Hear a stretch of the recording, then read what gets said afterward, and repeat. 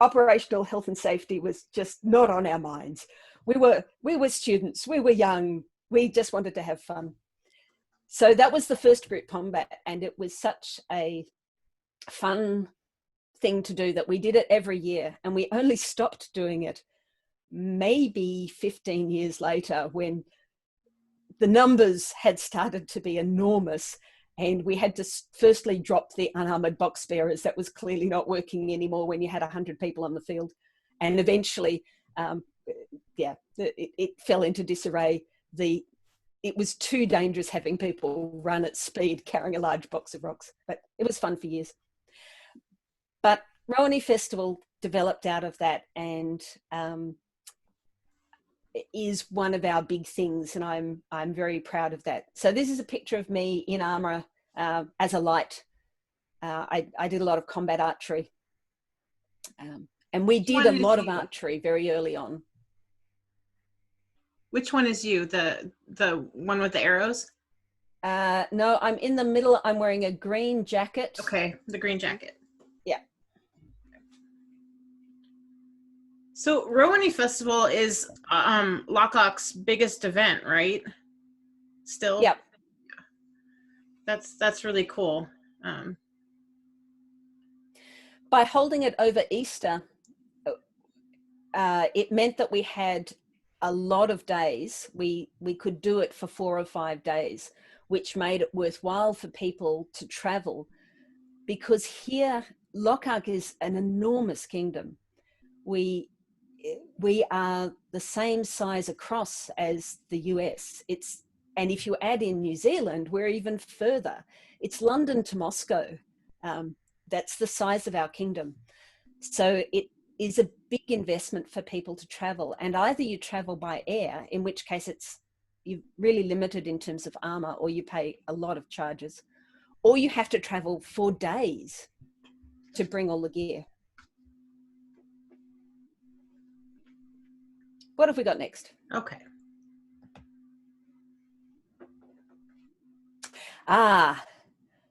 We become a kingdom, 2002.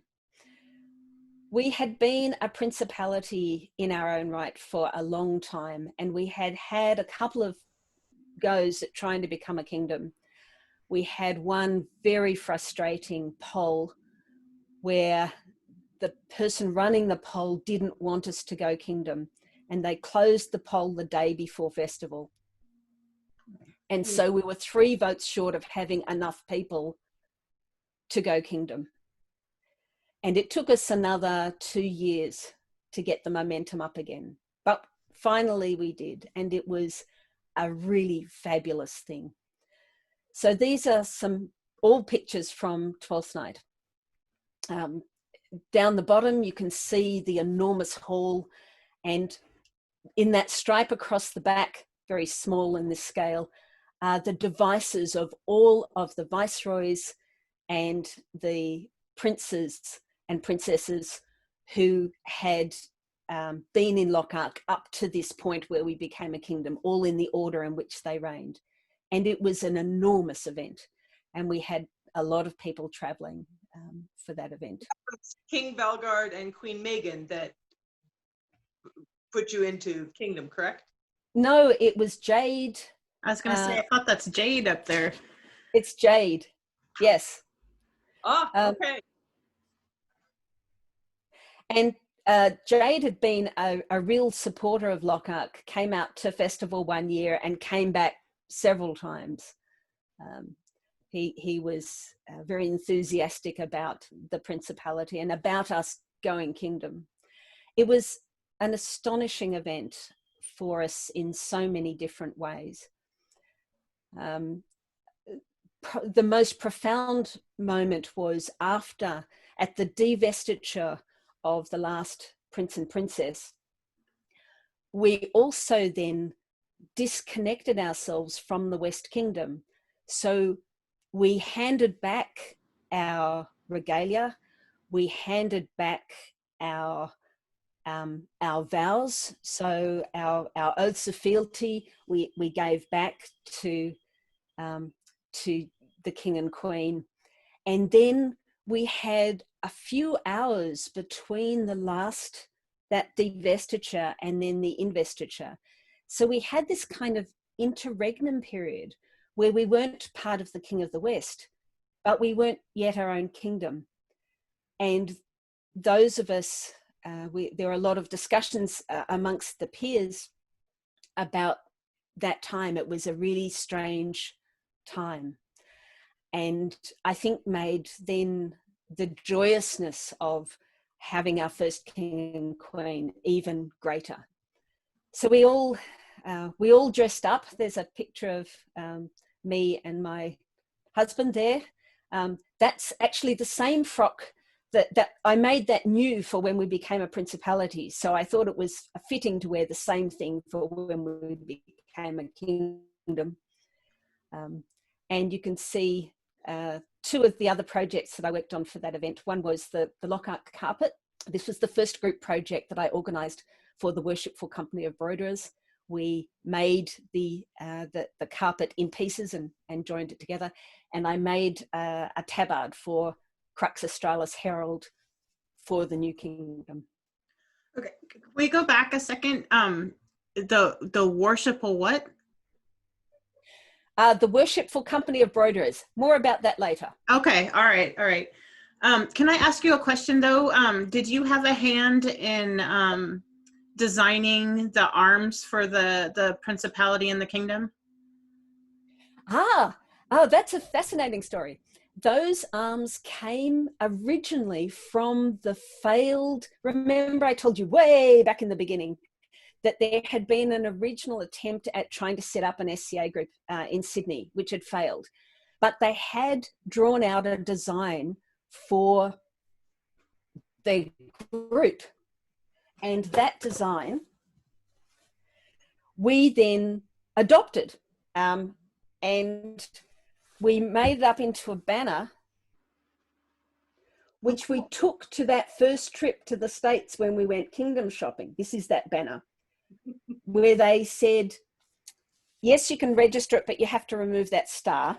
So we simplified it down, and that became the device for the Crown Principality of Lochac. And then when we became a principality, it became our device. And when we became a kingdom, we had a competition, minus the border. We also lost the border. We had a competition for a new device. But the most popular one was the same device with a crown in the center. So that remains our device all that time. Super cool. And so you made the Herald's tabard there too? Yeah. That's pretty. All right, should I go to the next one? Yes. All right. This is my next proud moment. I had been very keen to have the New Zealand groups be part of the kingdom. I had been working very hard to try and get that to happen in time for us to become a kingdom together. I thought that from a psychological point of view, that would be, to be able to form a kingdom together would be ideal. It didn't work out. So we had been, well, once we started to travel more, we connected with the group in New Zealand, groups in New Zealand, and they had started separately from us and differently to us. So they were actually started by some people from Caid, and they became part of the kingdom of Caid. So while we looked to the west, they looked to Caid, and we existed in parallel for many years. But with an increasing amount of travel backwards and forwards, they traveled to Rowan Festival, and we started traveling to their big events. And it became obvious to both sides that we were physically so much closer, it would make sense if we were part of the same group. But this was a difficult thing to negotiate because they felt a very strong allegiance to the kingdom of Caid, understandably. And so the thought of disconnecting and then joining a different kingdom was not going to happen while we were part of the West. But I thought that we may be able to make it happen when we became a kingdom. I didn't manage that. But a year later, they joined us and became part of the kingdom of Lochac. and they are very much part of the Kingdom of Lochac, and we are so much the richer for that. Okay. So what's next? I think getting into your art, yes? What was that? Getting into your art and your Laurel. Yeah, giving into the art. I love arts and sciences. I love researching, I love doing, and I love teaching. So this is two things that I spend a lot of time doing. On the left, you can see I'm judging a competition. I judge a lot of competitions. I think that it's really important that people who are putting in the effort get detailed feedback, encouraging them to continue to do what they're doing. And the picture on the right is a picture of me teaching a class on medieval camping. This is me in our kitchen, our camping kitchen, talking to somebody about medieval food preservation. So maybe we take a step back from the pictures for a second, because we totally skipped over you getting a Laurel. So when did that happen? And, that happened in 1984. So 2 early. years after I got my pelican. Okay.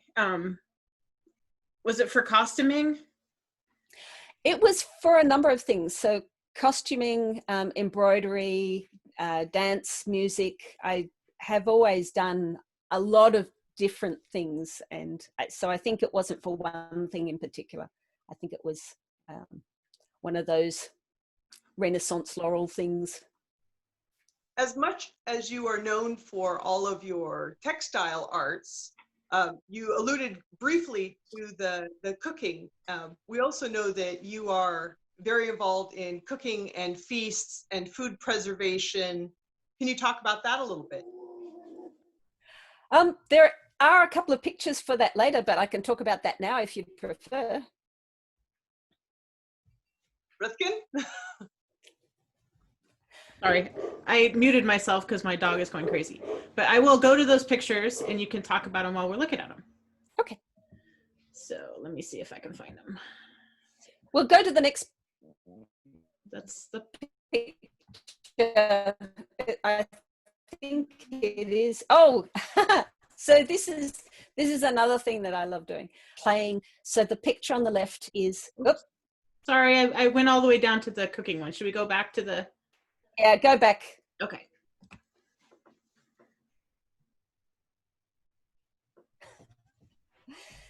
And this is inside our eating tent, and each year at Rowan Festival we have a 4-part singing evening in our tent where we sing medieval part songs, and it's probably my favorite thing that happens every year. We also do the same thing over in New Zealand at their Canterbury Fair event. And the other thing that you can see there is the puppet show. So my husband and I do puppets. I make the puppets and I made the puppet theatre, and he writes the plays and then we both play them. And it's something we've done for about 10 years.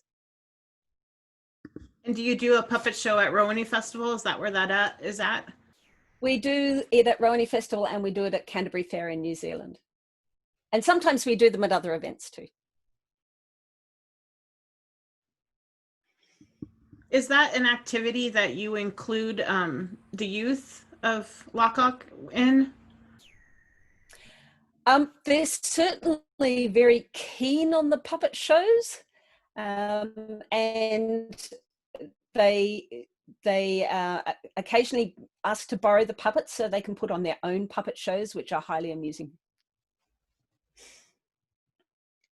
Your puppet shows that I've seen tend to be fairly topical and satirical, quite enjoyable, but we've followed the moments of not only a historical thing, but also what's going on in our society at the time.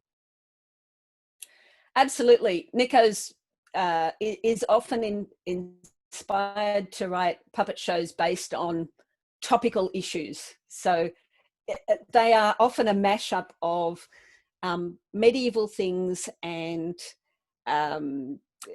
fairy tales and whatever the topical issue is of the day. So yes.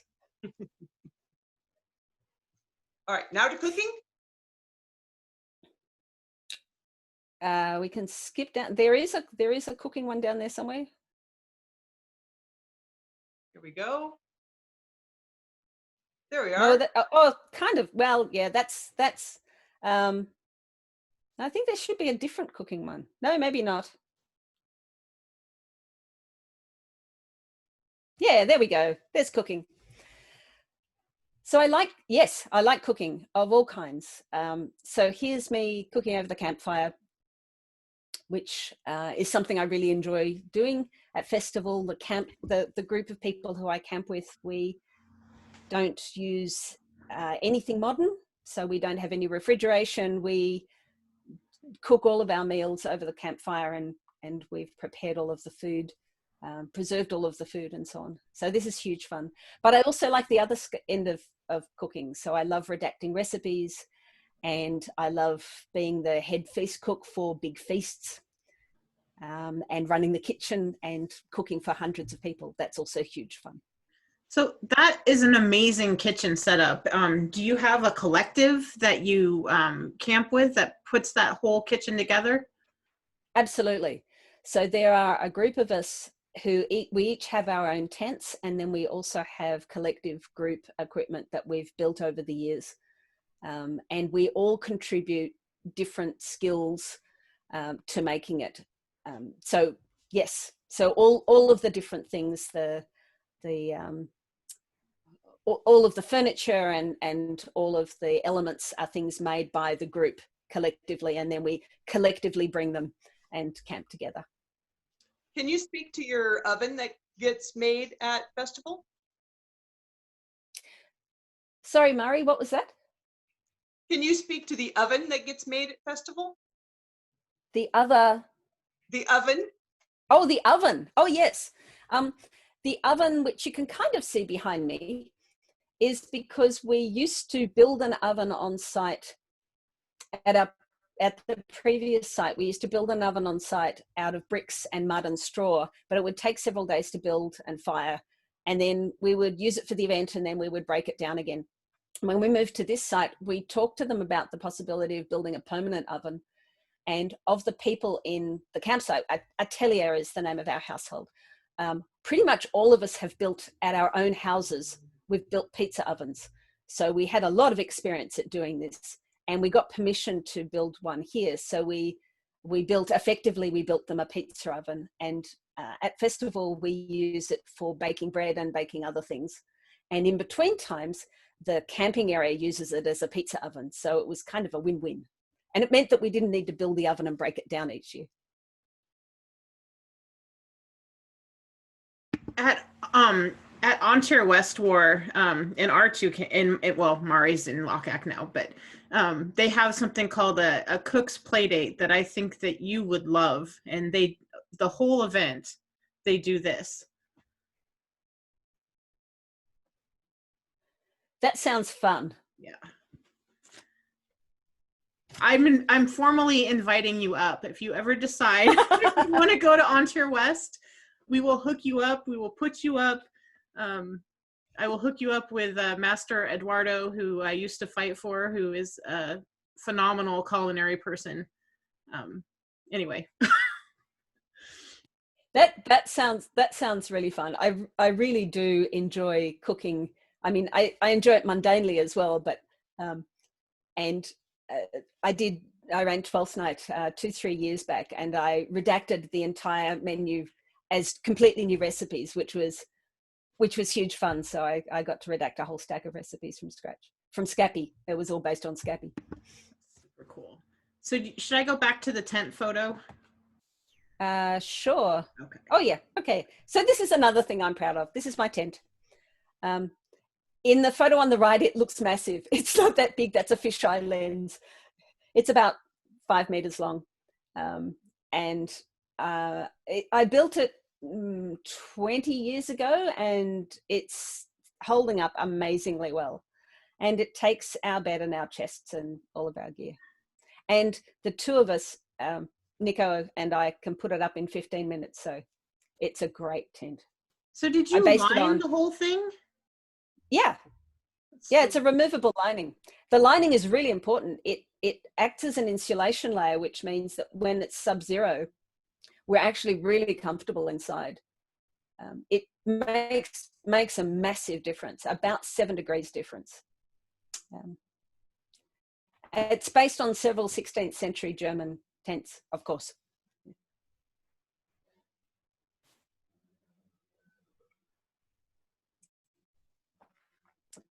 And that's one of my apprentices standing outside. This was when I finally made her some nice garb. So I was happy, she was happy. So in light of apprentices and students, can you tell us how many students that you have had through the years? Whew. I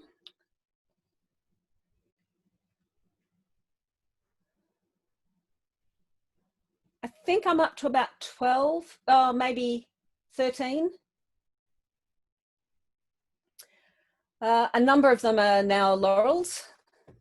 So mostly they've been apprentices rather than students, although Mariana was both my apprentice and my student, and she is a Laurel and a Pelican.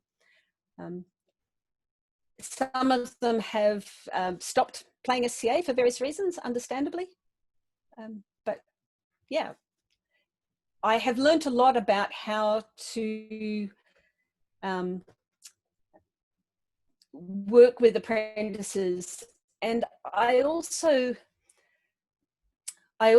realize that although that's a very intense relationship, I also work with a lot of people who are not formal apprentices. So I, particularly for costuming, at any time I'm probably working with 6 to 8 people on their costuming to help them pattern or to try and, you know, improve their skills or whatever. So that's not a formal apprenticeship relationship, but it's they're people that I'm actively working with.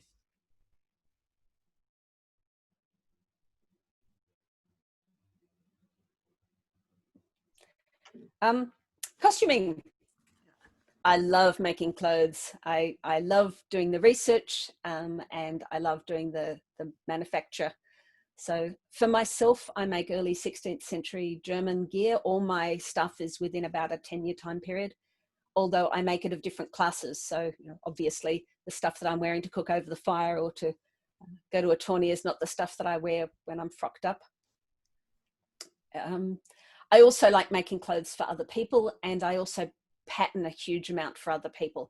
It's a skill that I enjoy and which a lot of people find really hard. So I find a lot of people, if I make the pattern for them, they can then go on to make the clothes. And I think that's a really good use here. I also like making hats. So the middle picture, or the biggest picture there, is of Baroness Anne stepping up to be a Baroness, and I did the patterning for that, but I didn't make it. That was made by Mistress Portia, but I did make the hat and the belt and the pelican cloak, which is on the left. And the one to the right, that's Lady Rihanna. I did the patterning for that, but she then made that and has gone from being unable to sew to being really very competent in just a couple of years. It's fabulous. So there's another picture of the pelican cloak later. Is this a cloak that has the device of every pelican in the kingdom on it? It does. That's cool. And it gets passed each time somebody's elevated? So each time somebody's elevated, and they're attached in the order that people joined, so became elevated. So the cloak is the history. You can read it in sequence. There's a line that connects them in the order, and you can read round the line. So I've charted all of the devices for that. And then, so each time somebody gets elevated or is going to be elevated, I chart their device, and they get first choice at doing the work, and I'll send them a kit. Or if they don't want to do it, then it goes to the Worshipful Company of Broiderers. and they will do the work, and then it goes on the cloak. So is this a good time to now talk about the worshipful Company of Broiderers? Yes. embroiderer? So the Company of Broiderers is, there's some, right, so here on the right is another project of the Company of Broiderers, which is the Laurel Cloak, which I designed based on the Sternmantel, and that has laurel emblems and also emblems of all of the different arts and crafts. So it's not about the individuals, it's about the different arts and crafts. And that was also a project of the company, where the company and some laurels additionally worked on making all of those elements before I sewed them on the cloak. The company came out of the Lockout Needleworkers Guild, which started very early on and went defunct. And then Mistress Bess Haddon of York and Mistress Caradwin the Mouse restarted it, based much more formally and much more in the mold of a real medieval guild. And I joined the company, and after some years I was its patron for a while. The patron is the person who hands out prizes and generally encourages things, and I have been the master of the company for some years now. So here are some projects of the company. There is a picture of the pelican cloak. It's actually got more details on it now. That was a picture at SCA 50, and since then we've added several more pelicans, but you can see what it looks like there. It's been a lot of work by a lot of people. And I calculated that personally I put in probably 350 hours on that cloak. Wow. And then all over the kingdom, people have individually put in multiple hours on their individual, embroidering their individual little patch. So it is a huge amount of collective work. So down the front, are those different? Like the border on the front? Yes, down the front border, it's got little pelicans. Okay. And was this your idea? Yeah. That's a super cool idea. It's amazing. And it is, go ahead. It is quite weighty now.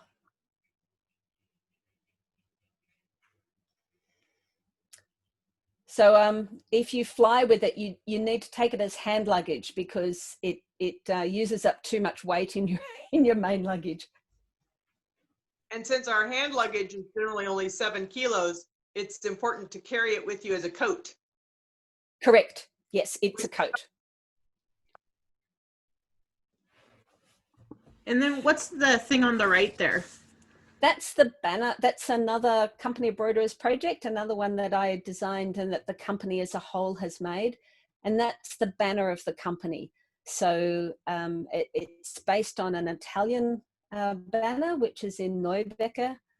And you can see the company's device in the middle, and around the edges are Lochac symbols and the devices of the masters. And then in the background behind the individual devices of members of the company who've received a grading. And then there are 4 patron saints of embroidery, 2 real ones, and our 2 founders. So Rifkin and I, when we were trying to come up with questions for you, one of the questions was, well, how do you continue to find inspiration in the society and to continue your enthusiasm? I think you've answered that. There's always something new to do. I am amazed at how good you are at making your ideas come to life and to bring them to fruition. I mean, your kingdom is so enriched by all of these. I want to call them relics, but they're not relics. Living pieces of regalia. It's just amazing. I think it helps that I've spent my professional life being a project manager.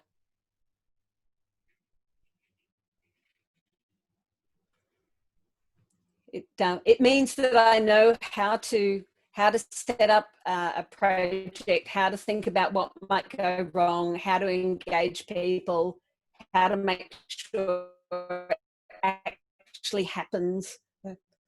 Useful skills, and for real life as well as in the other direction. In the same way, being Baroness for 10 years and being Princess and so on meant that I had no fear of public speaking.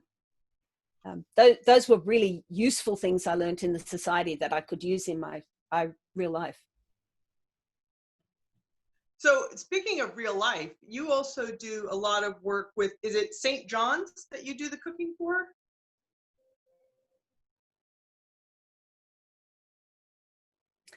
Sorry, Mari, the connection fluffed. Do I do a lot of work? Your cooking that you do for, I think it's St. John's? Yeah. Yes. I do once a month. I cook a 3-course meal for 100 people as a charity, for a charity, working with them. And cooking for 100 holds, three courses for 100 holds no fear. Again, because I'm used to cooking on a much larger scale. Yeah. When you said that you were Baroness for 10 years, were you Baroness of Rowan for 10 years? I was. Wow. And there wasn't a Baron. Okay. Wow.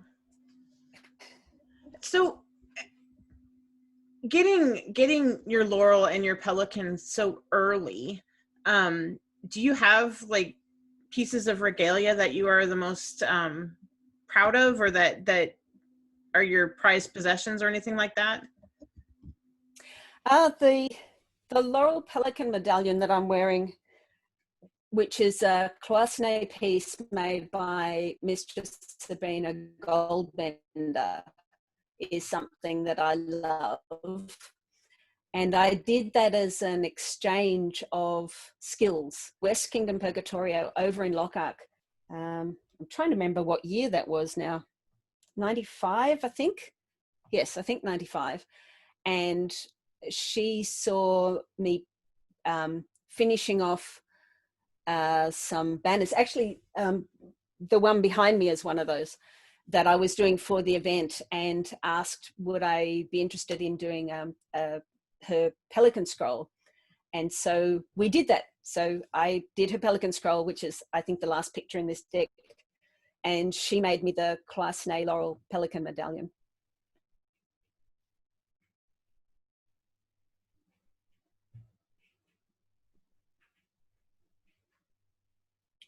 So is you have I mean, we haven't even looked at all the pictures yet. I'll go back to the ones that we skipped, but you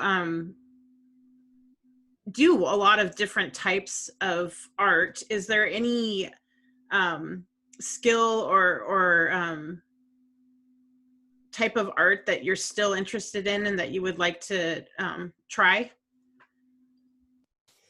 Always. One of the things that I have always loved about the society is that even before it started, I always loved making things. I grew up in a family who made things, and so I always liked making lots of different things. But each one was a separate thing. And one of the things I really have enjoyed about being part of the society is that I could be a serial practitioner of multiple different arts and stay within the same framework, involved in calligraphy and illumination for several years. So I was provost of the College of Scribes twice, I think, and then put that aside and for a while and get totally involved in some other kind of skill, but I'm still part of the same whole. I'm still connected with the same friends. I'm still adding to the same kingdom. So it's a great system for people who are always picking up endless new hobbies. It's the perfect system. So I hadn't done any scribal work in, I don't know, maybe 10 years. And last year I thought, I really should get back into this. So now I've done a whole slew of new scribes, and I'm currently being the local warden for the local scribes and running classes and encouraging people to get into scribing. Things that I still want to do? Yes, definitely. More leatherwork. I've done quite a bit, but that's something I would like, I want to do a bit of a focus on.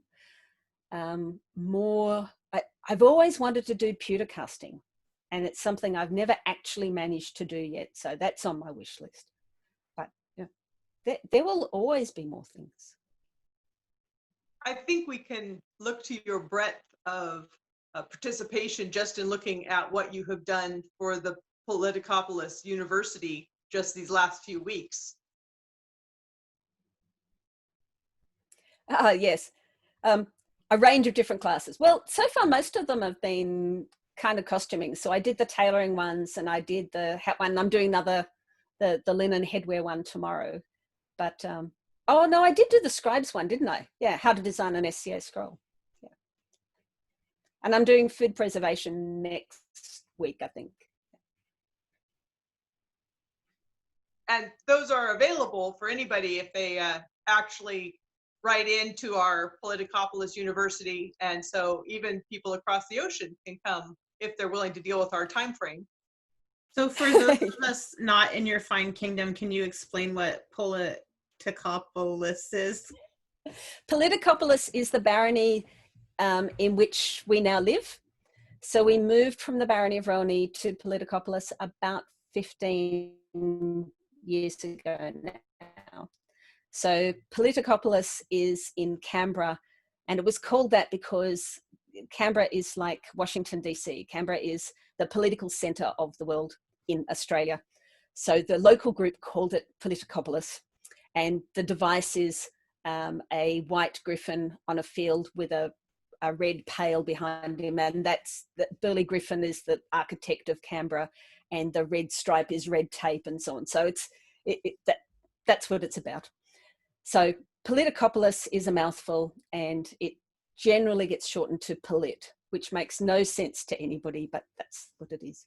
And we've been holding an online university because we haven't been able to get together because of the virus. Is the online university through Facebook, or all of the classes saved on a group somewhere? It's being done through Zoom. And because this is the first time that this group has been trying this, it's not been recorded. They're live stream classes through Zoom with interaction with the people. But there are plans to do more in the future. And as a result of doing this, that's kind of encouraged me on this long idea that I've had of recording a whole stack of classes. I have about 30 classes that I regularly teach. I teach about 30 classes a year, and a lot of those are the same classes over and over again because they're core skills and they're people that, they're things that people are still remain interested in. But it would be a lot more efficient if I actually got my act together and recorded them. So I'm going to try and do that now. So I have a question back to because you are doing your time period within a 10-year time frame. One of the things we learned from living archaeology by doing things like this are the advantages and disadvantages of the clothes and why they actually would wear something that we see in a picture, but we have no reference. When you live in those clothing, those clothes, you learn why things function the way they did. Can you share some of that knowledge with us? It's certainly true that when you make the change with clothing and with many other things too, that's also true in cooking and many other aspects. When you make the change from trying to think of them as being costume to clothing, and you think about it in a practical way. So if I'm going for a week event, how many shirts do I need? How many pairs of hose do I need? And so on.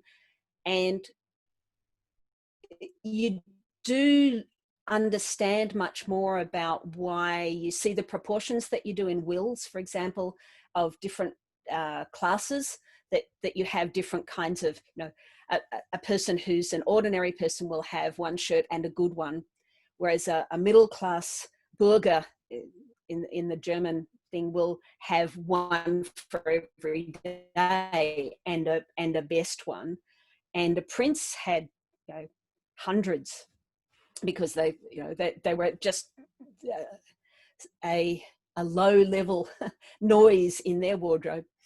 You do learn a lot more about maintaining clothes. So the clothes that I wear, my working class clothes, or I grow out of them. So a lot of my clothes are very are patched. They've been renovated. I'm always I always seem to be mending my hose. They wear through. You get a much greater appreciation for how they saw clothing. We know that clothing was a really expensive part of life, and cloth was so expensive. We think cloth is expensive. Their cloth was so much more expensive relative to their income. And so you got the absolute best out of it. Things were cut down. There was a massive second-hand market. All clothing was passed down to servants or left in wills or sold. You didn't ever throw out a good piece of clothing. It was always reused. And the same really starts to inform it when you're thinking about cutting clothing, that you want to use every scrap of fabric. And that really informs the shapes that you use. And when you start to look at period tailors' manuals, you can see how astonishingly good they were at getting every last scrap of piecing and so on to do that. So yes, you learn a lot when you start to think of it from the point of view of these are real things that were really used. It's the same with camping, that when we start to ask ourselves not what's a way that I can make this look like a medieval thing, and you change that question to this is a problem that we had, that they had, what was the medieval solution to that problem? And let me try that. And you learn so much, and sometimes you get this big aha moment that that's why it was shaped that way. It was actually, sorry, that was a very rambling answer, Murray. That's okay. It served its purpose. Right. So are there goals in the SCA that you haven't reached yet, or that you would like to see, if not for you personally, for the group at large?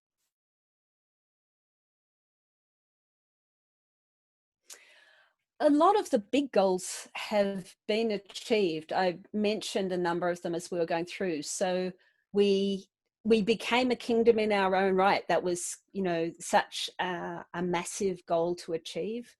We brought the New Zealand groups in to make us an even better, bigger kingdom. That was an amazing goal.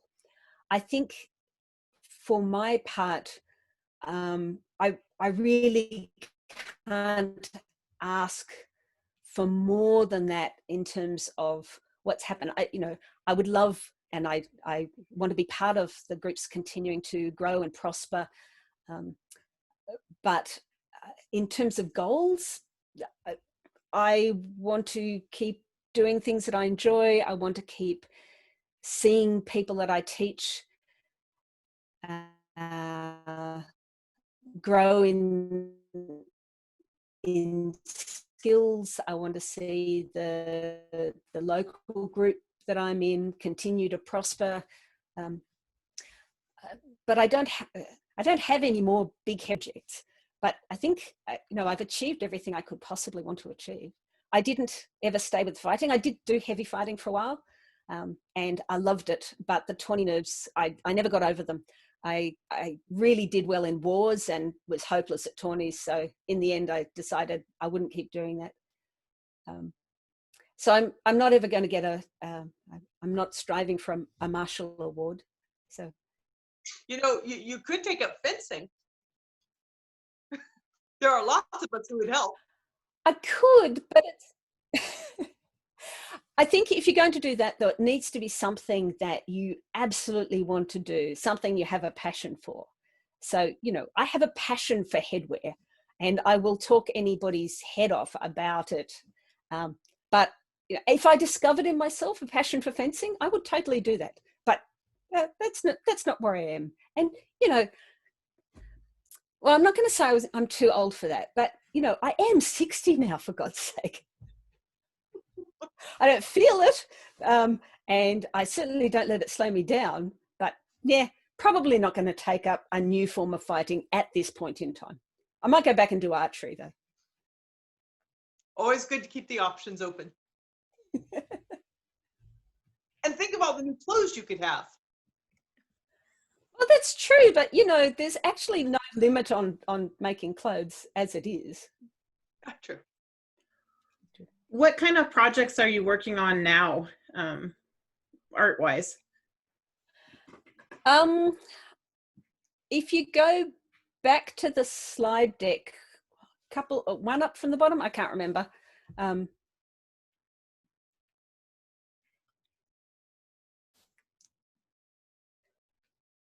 think there's something in there.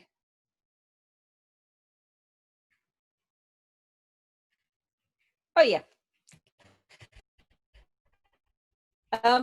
So these are some other things that I'm proud of that I contributed.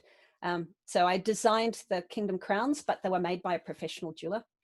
So a current project that is ongoing is that I've designed a new set of crowns, which are for earlier period crowns. So these ones are very much late period, and the new set that I've designed are much more suitable to earlier time period, and also other country. So they would work well for Eastern personas or Mongols, or you know, those sorts of things. And those are being made by a jewel within the society. So that's been a pretty exciting recent thing to do, and I look forward to them happening. The bit down the bottom, those are peerage regalia, which I've designed. The original version was actually a joint project between myself and Mistress Kyrielle de Papillon. So I did the design and organized the manufacture, and she funded them. At the time I didn't have the resources to do that, and she made that possible. And I've now designed a whole lot more. I've also done some of the baronial chains for various baronies, and I did the Kingdom of Drachenwald's chains too. That was pretty fun. I got a call out of the blue from them. So I'm really pleased that I did a Master of Defense one for that, and that was when the Master of Defense was first established in Lochac. I was able to have those first ones ready for them for their initial ceremony. So that was happening. In the background, you can see 4 scribes boxes, which I painted up for the barony. So I'm keen to see more scribing happening. As with every kingdom, I guess, we have a huge backlog of scrolls, and the more people who can enjoy putting pen and paintbrush to paper, the more we can get done through that. Hats. There are always more hats. Yeah, that looks like hats. So here are some hats. You can see the one on the right, the red one, is one I made for Baroness Anne for her stepping up for her elevation as the Baroness of Politicopolis. And you can see the King and Queen there, and I made her 14th century call, and that was a really fun one to do. And the one at the bottom is the original on the left, the extant one on the left, and my copy on the right, which is one I made recently, a Spanish hat I raised recently for Gabs. So yeah, there are always more hats. I love doing hats. The cloaks that the King and Queen are wearing there, are those Kingdom cloaks as well? Those are Kingdom cloaks, and that is yet another project of the Company of Broiderers. These are not ones that I designed. These were designed by Master Bartolomeo, and they were in fact the first, well, along with the carpet, they were the first 2 projects that the company did. and he designed those, and they were made initially for Lochac becoming a kingdom, but they had a different, they were mounted on a different fabric. They were very, very heavy.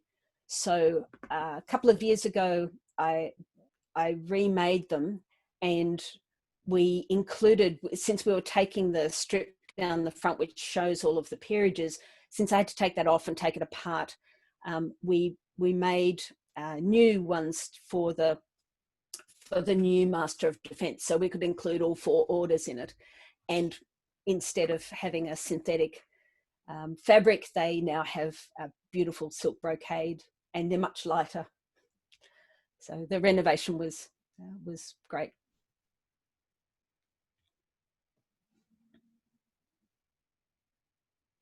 Embroidery. This is some of my embroidery. The gold work in the middle and the gloves. And in the top left is tailoring, which is something else I've also thoroughly enjoyed getting into over the last few years. Not just costuming, but tailoring. Can you tell me about the gloves? Because it looks like there's a story that the embroidery tells. Yes, these are gloves that I made in an Elizabethan style for my husband, Master Nicodemus Novello, and they all of the elements show a story. So on one side there's my device and my laurel and my pelican and heartsease and a lily, and on the other side there's his device and various Elizabethan symbols out of an Elizabethan symbol book about love. And there's also a picture of him, well, no, there's a picture of an otter at the top holding a saw and some other woodworking tools, because my husband loves doing woodworking and he loves otters. So, and that's my favor for him. Okay. Sorry? Oh, I was going to ask, is the middle part of a dress? No, it's a cover. It's a book cover. I have a reproduction illuminated Bible, and I made that as the cover for the Bible. And it's based loosely on one that Queen Elizabeth has.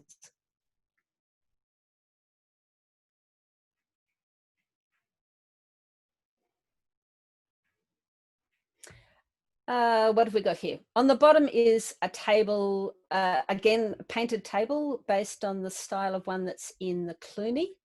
There are several painted tables in Lochac. They were actually, the first one that was done here was done by Mistress Leonie de Grey and Damon.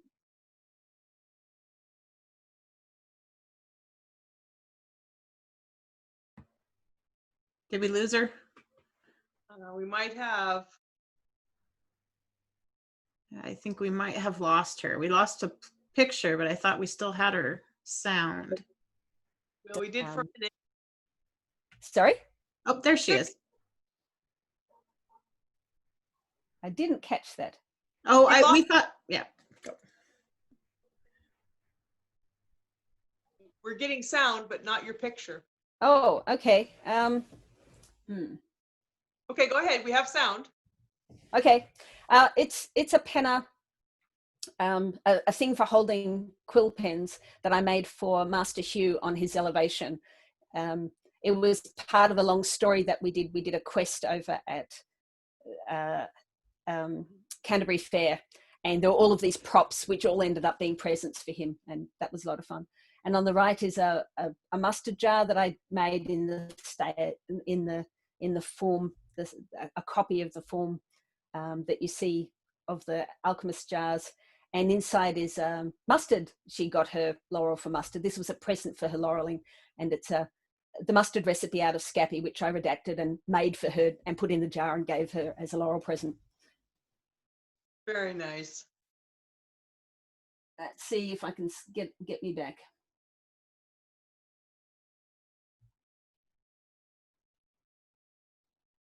According to me, I'm still online. It's just... hang on, let me move.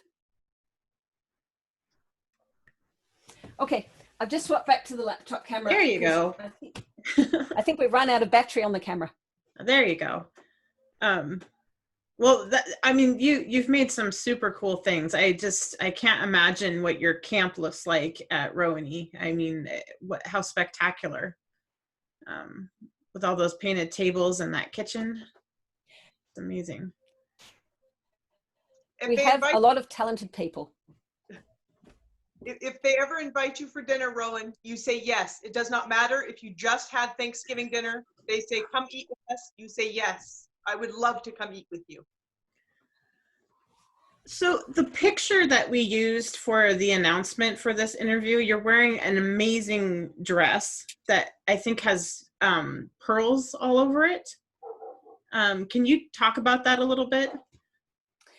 It's based on a combination of two portraits by Cranach, and so the embroidery style. I copied the embroidery style off a combination of two particular portraits, and yeah, so it has that. And then I used in the center for the Brustflech, I put the laurel and the pelican in there as being a suitable symbol. It took me a long time. It was, can't remember how many thousands of pearls, but it was a fun project. You don't do embroidery if you think about the time. You just do it because you enjoy the process. And I agree with that 100%. I'm a lawyer in the real world, and I have to keep track of my time by the 10th of the hour, and I never, ever, ever do that on projects because it's supposed to be my fun time. Yeah. I get it. Why I don't ever charge for projects is because if I start looking at how much money I'm making per hour, it makes me cranky.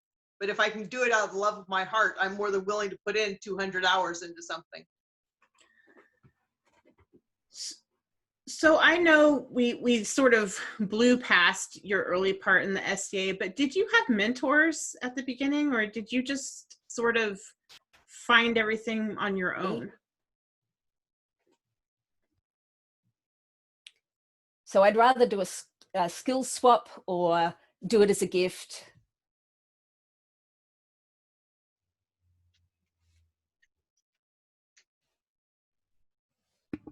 I think we talked over each other, maybe. Did you have mentors in the beginning?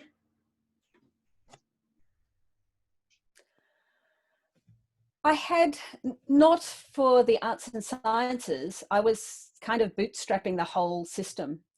But in terms of managing the group, yes, the first steward of the society, who was Alfred of Duckford, when we joined, we had a strong connection. And when I went to visit her, it turned out that we were pretty much identical to look at, which was just hilarious. Her neighbor thought I was her. And she was very helpful. So we wrote backwards and forwards. And then when Hilary became the steward, West Kingdom Seneschal, she was amazingly helpful. So all the time that we were going through our massive growth period, and again, this is before the internet, so it was only by letter, I would write these detailed letters to her about all of the things that I didn't know how to handle, or what happens in this group, and she wrote me back lots of sage advice. And so she was a fabulous mentor in those days. And I still remember some of the things that she said, which really helped me.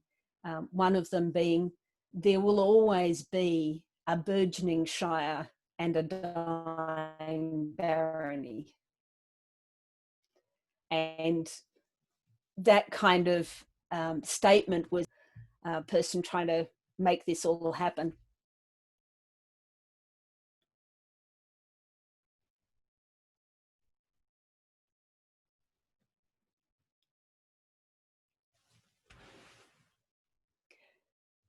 I'm not hearing any sound. I think our connections are being a little odd. So with the electronics, you mentioned, before starting and doing everything by letter and by phone, and how difficult that was. Uh, I have found that being in Lochac has been much easier because I have the internet, so I can reach out to the people in the West Kingdom that I have departed from. I also find that being able to get knowledge is a much different process. What has that benefited you, having so much change with electronics and the internet, and now we have, Zoom has become ubiquitous? The first change, I think, was, well, the first change was email. And I was lucky in that I was working from a very early stage in tech startups. So I had access to leading edge technology right from the beginning. So email was the first thing that happened. That meant that and a lot of the people were working in IT, not surprising. So that meant that from once email started to happen, that we fairly readily connected up with people by email. And that was just amazing, that you could suddenly get an answer to a question really fast. And that developed into email lists, which was the next thing. And that meant that you could have shared interest lists and so on. So that was a big stage. The internet in the bigger stage, and then things like Facebook and so on have made another huge step of difference, and have made it possible for us to readily connect like this on the other side of the world in real time, in fabulous thing. The other thing that's been the major change has been in terms of research. So when we started, the only option for research was books. So I was a university student, and so was everybody else in the group when we started. So we had access to the university libraries, and you could organize things through interlibrary loan. But that was it. It was a really limited pool of resources. And probably the biggest change has been access to museums online and art online and so on. It's just fabulous. I've got a great library of my own. I've developed a great library. I've bought a lot of books over the years on a lot of things, as is not uncommon if you're in the society. But being able to look online at things and digitized manuscripts and high-res images of art and so on, it's just astonishing. Of course, there's a downside as well, which is Pinterest, where people go to find out about 12th century aardvark wrangling, and the first thing that they do is that they do a search on Google, and what comes up is 50 hits on 12th century aardvark wrangling, and they look at that and they think, oh, that's what must be what it looks like, and it's like Chinese whispers. They copy something that they see somebody else doing without delving further and seeing if that's real. But I think the pros outweigh the cons. I certainly would not want to go back to only having to work out of books in a library. Have you studied other languages to help facilitate your knowledge that's coming out? I know you do a lot of German, and I have several books for my German costuming that are in German. But because I don't speak the language, it makes it difficult to know what the writing part says. I did learn German in school, and so I have some German knowledge, and obviously my German knowledge of terms relating to clothing is not bad, and food. I speak food in a lot of languages. So I can read food Italian and food Spanish and then so on. But You'll find the train, but you can buy them a hat. Sorry, what? You can't find the train, but you can go buy a hat. Yeah. Well, I can find the train station as well. And I've been really fortunate that my husband also loves traveling. So we've been able particularly over the last 10 years, to go traveling to Europe and to go and see a lot of this stuff in real person and spend days in museums and so on. It's an amazing thing to be able to do. And the more you know, the more you appreciate what you see. Absolutely. Absolutely. I don't know if we've lost Rithkin. No, you didn't lose me. I'm letting you ask all your questions, so you can just keep going. Oh, excellent, excellent.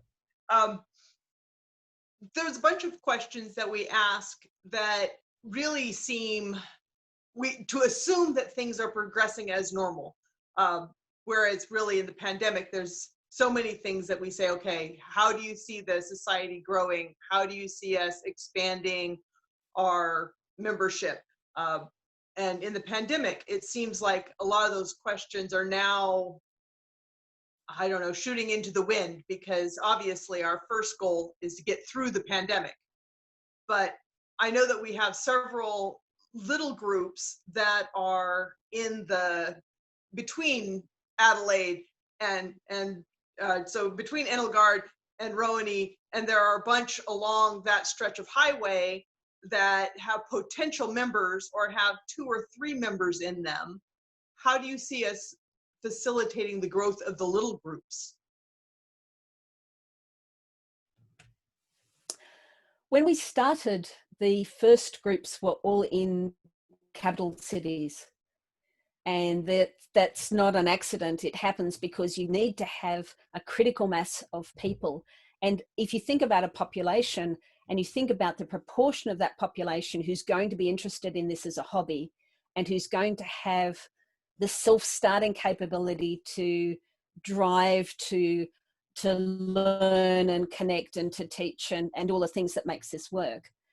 The smaller the town that you go to, the smaller the likely number of people are. So I think that although it's certainly possible to have an SCA group in a large town, I think when you get down to a small town, it really becomes difficult unless you've got by chance, a number of families who all have this kind of bent and are all wanting to get on board with it. You need to get up to that critical mass.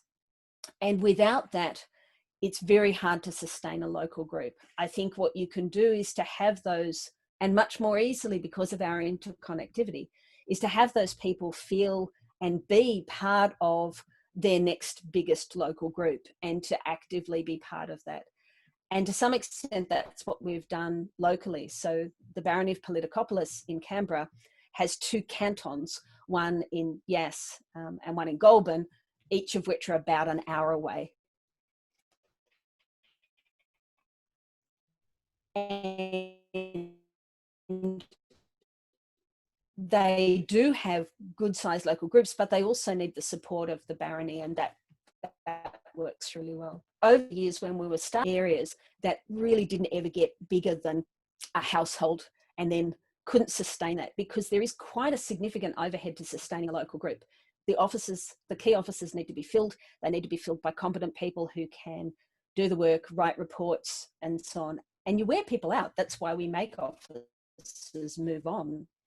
And it doesn't work very well if you're in a situation where everybody just takes one step to the left, which is one of the reasons that Nico came up with the idea of hamlets, where a hamlet is a group that's kind of like household sized, and it has a name, but it only has one head person, and they don't have to report in such a formal way.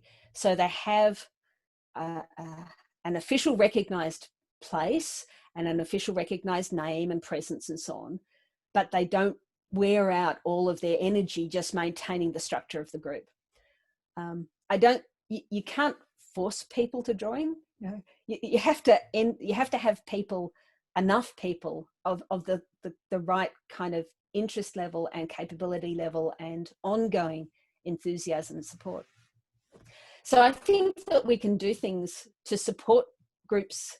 I think sending people to their events is a good thing. When we were first starting out, I used to pack up my car with everything. So I would pack up armor and clothes and anything that I had. And I would drive out to that group and run an entire weekend of teaching everything. And that's how we started so many of those groups. And sometimes I would do it by myself, and sometimes, if I was lucky, I would be able to talk a couple of other people into coming with me, and then they could, do fighting as well. But we kickstarted a lot of groups by basically coming in and doing a weekend long thing, and then they went from there, and then we kept feeding support. So I think that kind of thing can be a real boost to a group. I think going in and running a weekend of classes, asking them what they want to learn, not just coming in with your ideas, but asking them what are the things they feel that they need the most, and putting together a group of people who are going to come in and do that, and who are also then prepared to mentor them in an ongoing fashion afterwards to stay connected to them.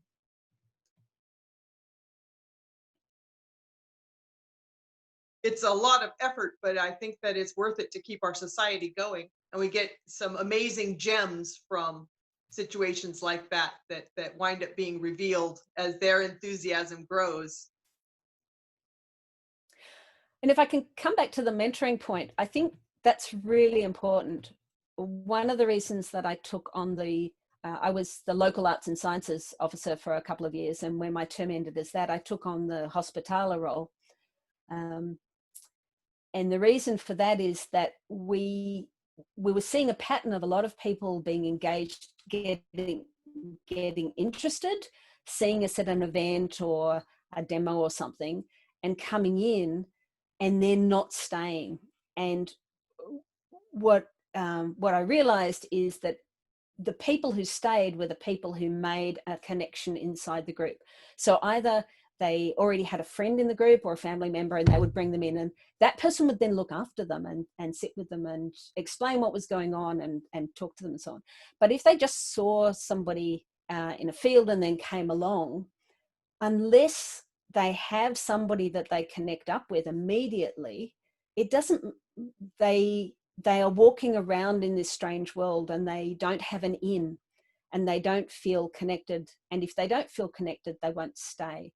So one of the things that I've done as hospitaler is to connect with each new person, and then to connect them up to somebody, find out what they're interested in, and then connect them up with somebody in the group who has that same interest, who agrees to have somebody to sit with at the feast next to, who will look after them and explain what's going on and tell them, this is what this food is, and this is why I'm eating with a spoon, and all of those things. Explain, this is why we're standing up and hazzaring. This is what's going on behind that. And when that happens, then they feel included, and then they start to feel part of the whole thing, and then they're more likely to stay. So I think that the number one thing that we can do to continue to grow is to spend less effort on advertising and trying to get new people, and more effort on connecting with the new people who arrive and staying with them long enough that they become part of the group. I set up a private Facebook group with newcomers when I first took on the role, to find out what they saw, not what I saw, but what they saw as being the major barriers. What were the things that helped them the most, and what were the major barriers to entry?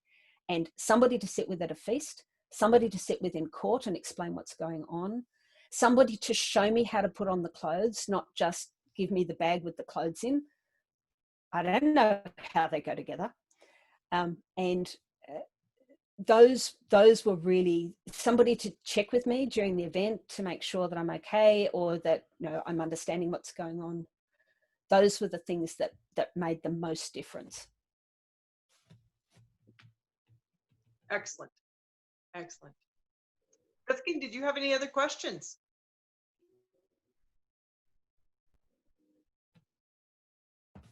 I have everything muted. I don't.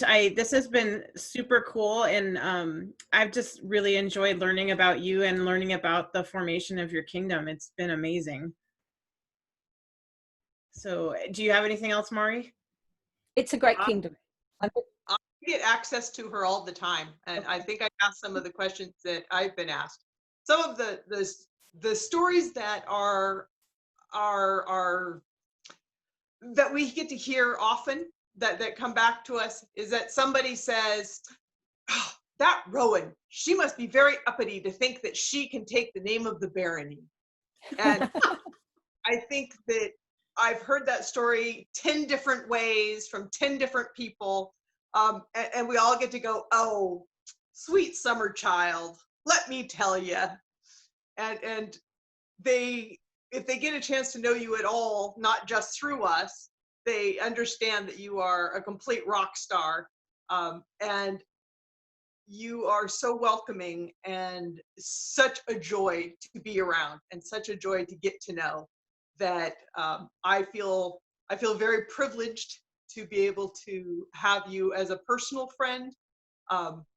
And the rest of the kingdom should be envious. Thank you, Mari. That's lovely.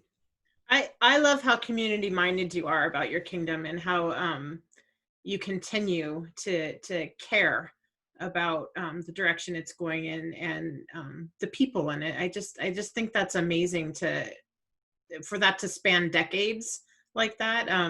You must be one of those people, kind of like me, that doesn't know how to relax. That's the only way I can imagine that you get everything done. So yeah, I'm not good at relaxing.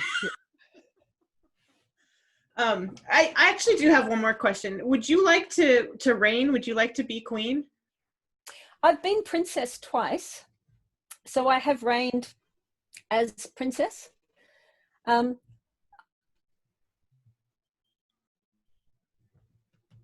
My husband doesn't fight, so if I was going to reign as queen, it couldn't be with him.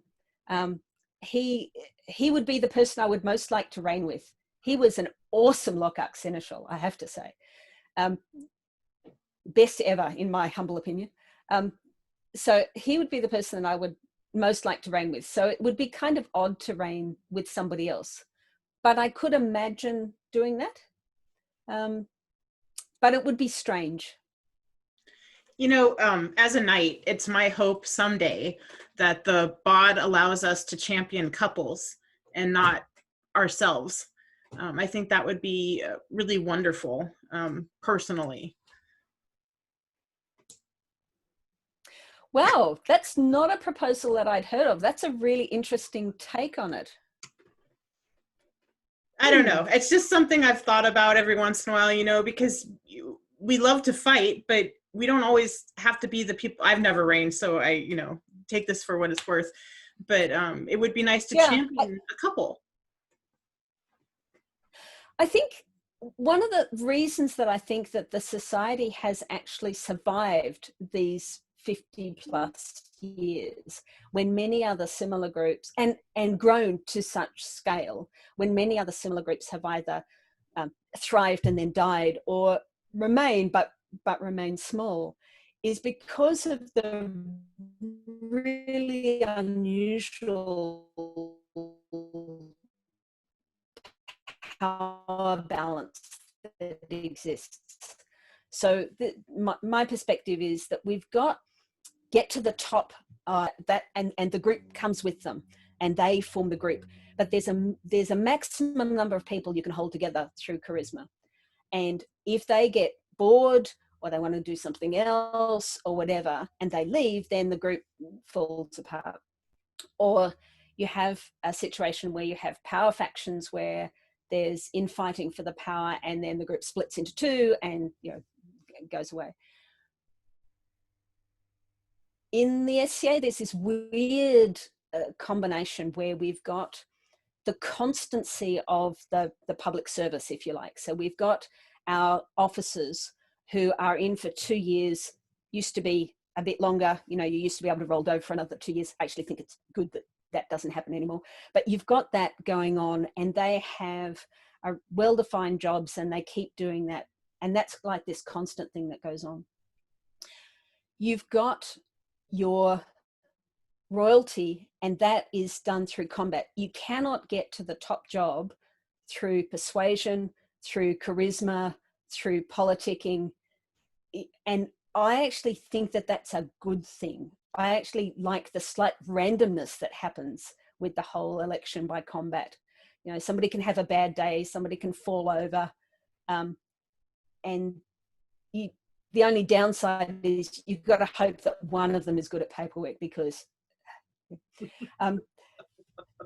but you've got, so they're there, and they have a high level of responsibility and a high level of ability to change things, but they're only there for a short time.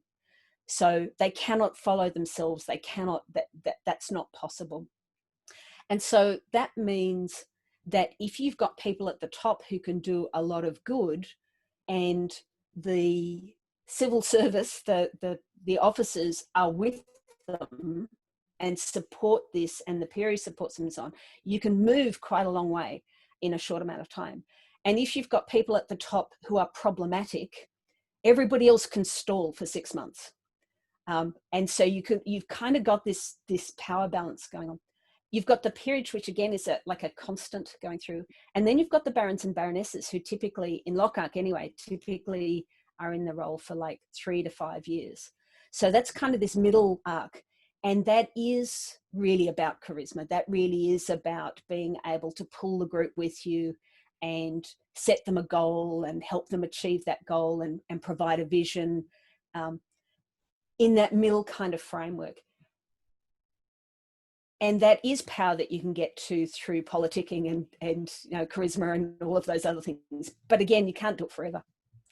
So to me, although there are absolutely flaws with the system, I think the balance of those is really good. So I think if you've got people who you think would make a really good king and queen, they'd probably make a really good baron and baroness. And they can do that for longer. And they can make a bigger impact in a smaller group for probably longer. For longer. But a barony that is functioning really well has an impact on the kingdom. Especially in a kingdom where our individual baronies are almost their own principality, because we are, especially with Inyala and Edelgard, we are so far apart from the others that we are basically our own principality for those intents and purposes. Absolutely. And Politicopolis has got a couple of hundred people. I mean, we're big. But the isolation has always meant that our baronies have operated very much as their own mini fiefdoms. That's been entirely appropriate given our geography. That's cool. Well, I'm done. Mara, do you have anything else?